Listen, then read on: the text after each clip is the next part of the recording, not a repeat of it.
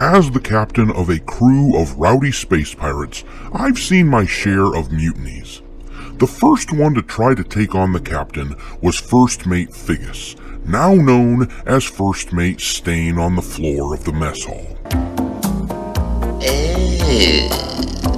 He was followed by Master Gunner Gowdy, Quartermaster Quill, Bruce Campbell, and of course, First Mate Lumpkin.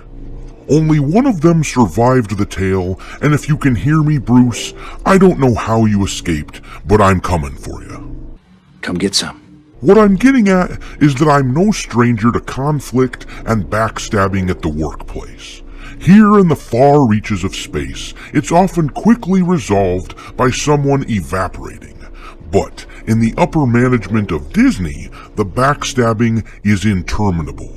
You will never find the more wretched hive of scum and villainy. Today, we're going to discuss the apparent civil war being fought between this guy, former and now current CEO Bob Iger, and this guy, activist investor Nelson Peltz, for Disney's soul. We'll start the video by discussing who these people are and what they're fighting about. And then we're going to finish up by discussing what to expect at the Disney earnings call next week and what this new civil war means for fan-favorite IPs such as Star Wars, Marvel, and Indiana Jones. I am very excited. As always, when you watch this video, I'll want to hear your thoughts on the matter. Does Disney stand a chance of regaining its soul? Or will Bob Iger continue to drag it down into the depths? Boy, that escalated quickly. Throw some popcorn in the microwave, find your favorite seat, and kick your feet back, cause everyone enjoys watching a good fight, especially when the bad guy thinks he's untouchable. I am a god, you dull creature!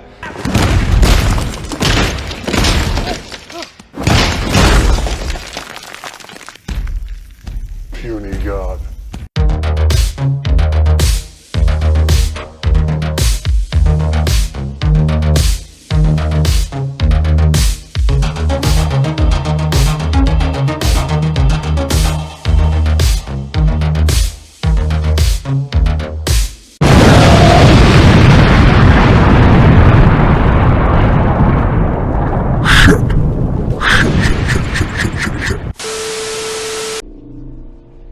We'll start things off talking about a man who probably doesn't need much of an introduction for fans of this channel.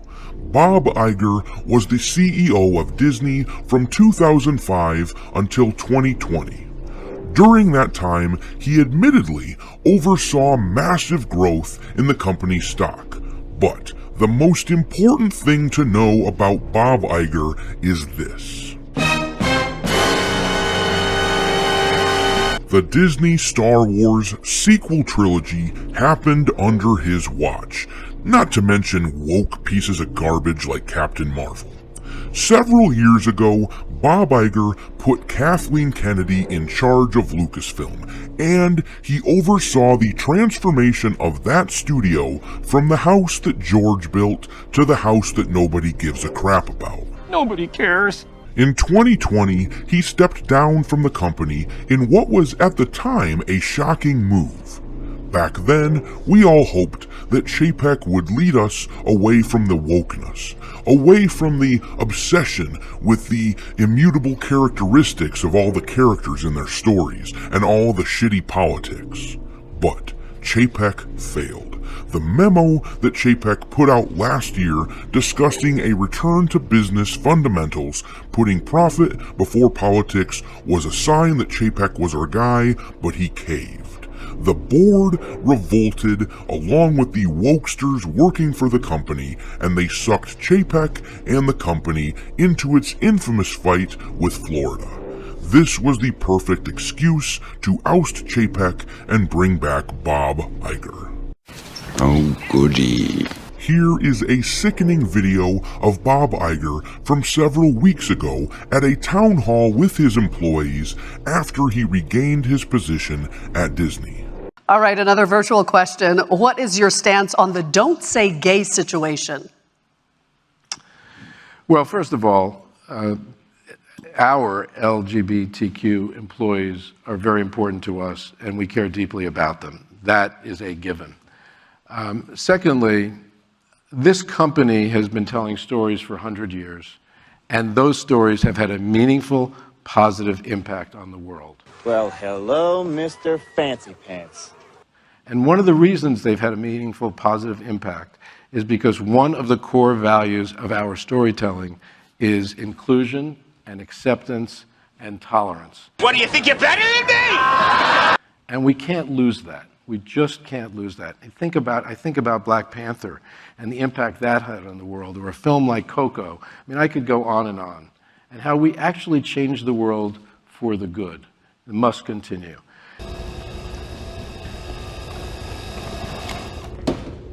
How about no? And that tells you everything you need to know about Bob Iger. This brings us to Nelson Peltz. Many of you may not know who he is, but it's time we were acquainted with him. Mr. Peltz is a massive investor in the Walt Disney Company to the tune of going on $1 billion. He is what is referred to as an activist investor. What the hell is even that? If you're unfamiliar with the term, don't be scared of the word activist. I know the word automatically conjures images of pink-haired weirdos who screech like impotent rage harpies at anyone who disagrees with them, but an activist investor is someone who purchases a lot of shares of a company and then puts pressure on the company to make changes. As a recent example, think of Elon Musk back before he owned Twitter, buying up a large chunk of that company and attempting to get the board to make changes. Yes! Yes! Yes! Yes! Nelson Peltz, to put it simply, sounds like he's our kind of guy. He's funded a campaign called Restore the Magic, which seems to be hell-bent on getting Nelson Peltz a seat on the Disney board. Here's a little of what he said recently in an article in the Daily Mail. It reads, Peltz said he'd been left disappointed with Disney's books over the last several years and thinks he can whip it into shape. We look at a company and we see that this is the most advantaged consumer company on the planet, and we love it. That's the reason why we're here. However, the total shareholder return over 1, 3, 5, 10 years has materially underperformed the S&P and underperformed the proxy peers that the company has selected. They eliminated the dividend that was in effect for 57 years. 57 years of a dividend, and now it's gone. And now they want to tell us everything is going to be great again. We think we can help. We have a record of helping. That sounds good. I'll have that. This is a guy who wants Disney to be run like a company that wants to make money, as opposed to a company aimed at talking down to its customers as if they have the constant moral high ground. I, for one, am absolutely thrilled that this man is attempting to make a run at the board of Disney.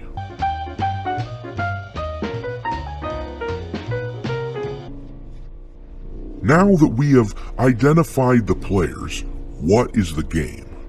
Well, take a look at this article from That Park Place. It reads, Disney CEO Bob Iger to come out swinging against Peltz and Chapek. We knew returning Disney CEO Robert Iger would have some framing to do with the narrative surrounding his predecessor. Maybe we underestimated exactly how brash he might be. I don't think he's gonna stop. Now might be a good time to mention that reportedly Nelson Peltz and Bob Chapek had a strong working relationship and a somewhat unified vision of what it would take to restore the magic to Disney. So, when Iger attacks Chapek, he's also attacking one of their largest investors by proxy.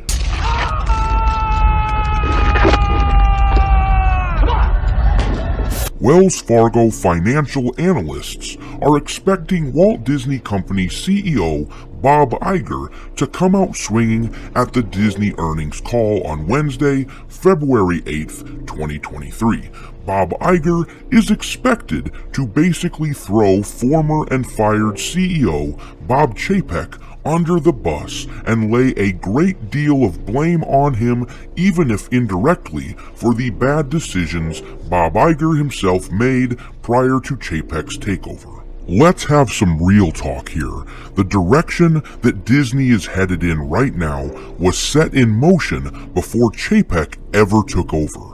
For a company this size, it takes far more than 2 years to get the gears properly spinning to make changes, so Iger will absolutely be using Chapek as a scapegoat when he talks about how Chapek ruined the future of Disney.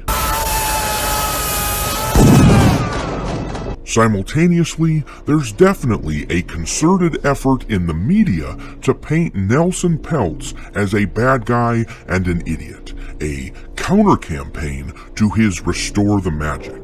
Take a look at this headline from Fortune.com.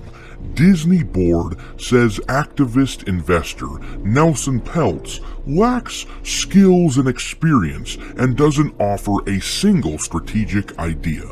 What the hell are you doing? First of all, this is asinine because Nelson Peltz is worth over $1 billion, so he has all the skills and experience you could ever hope for. Also, he absolutely is offering multiple strategic ideas. Simply read the Restore the Magic pamphlets if you want an idea of what he's talking about. This is a classic example of poisoning the well. I remember back when journalists simply reported facts and attempted to minimize harm. In this case, however, the headline puts forth the thesis on one side of a debate, pushing readers into siding with Disney. This is nothing new, of course. Journalist shills have been doing Disney's bidding for years, but this is a sign of what's to come over the next few weeks, months, and even years. Yay! Take a look at this news from a few days ago. This is the sort of thing we can all count on seeing if Peltz doesn't win out against Disney. Their swift and continued descent into pseudo-supervillainy. Anything to fund their war against the average people of Western culture. Kick his ass, Seabass! All we can do is cheer on Mr. Peltz and hope that he finds a way to return sanity to the House of Mouse. If he were to win out, we could reasonably hope that Star Wars, Marvel, and others would stop sucking. But it will take time, and I'm sad to say that replacing Kathleen Kennedy before Iger is put in check wouldn't be the victory we all would want it to be. With that in mind, what do you think? Will Iger put the kibosh on this mutiny swiftly, or will this drag on for a long while? Who will win the war for Disney's soul? Drop your thoughts down below and we'll chat about it. I'm not great at farewell, so that'll do, pig. That's the worst goodbye I've ever heard. Thanks for watching, me hearties. If you haven't already, your captain is inviting you to subscribe to the channel and become a part of the crew. Life as a space pirate may not be glamorous, but there's always plenty of booty.